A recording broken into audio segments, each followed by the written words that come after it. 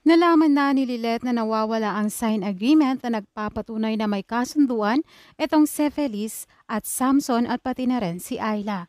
At yon ay napakahalaga na maipakita sa korte dahil yon ang magliligtas kay Samson pati na rin kay Ayla para hindi sila makasuhan itong si Feliz. Kaya nga pinuntahan nila Lilet itong si Feliz at andoon si Era. Sinabi ni Lilet kay Era na kailangan nilang hanapin ang document na pinirmahan ng tatlo dahil bigla na lang itong nawala. At yon ang agreement na nagpapatunay na magiging baby maker nila si Ayla.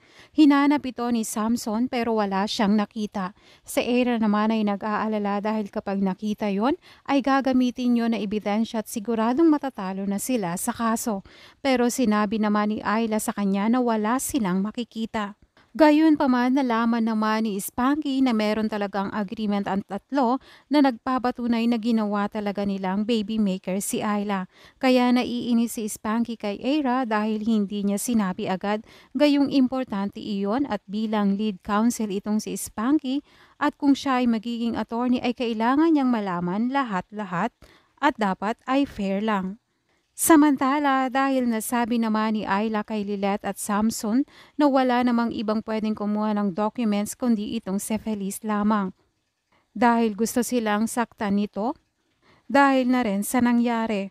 Kaya naman naisip ito ni Lilet at muli siyang bumalik doon sa bahay ni Feliz. Nadatnan niya itong sinusunog ang mga document. Buti na lang at naabutan ni Lilet at nakuha niya ang document na nagpapatunay na may kasunduan talaga ang tatlo. At nasabi pa nga niya kay Feliz na kailangan niya lang iligtas ang katotohanan. Kaya naman sa paghaharap nila sa korte ay maipapanalo ni Lilet ang kasong ito at magpapasalamat si Samson at Ayla sa kanya. Ngayon nga ay napatunayan na ni Samson na wala naman talaga siyang ginagawang masama at wala siyang nilabag sa kasunduan nilang tatlo. Hindi na nga makakasuhan pa itong si Samson pati na rin itong si Ayla. Yan ang dapat nating abangan bukas sa Lilet Matchas.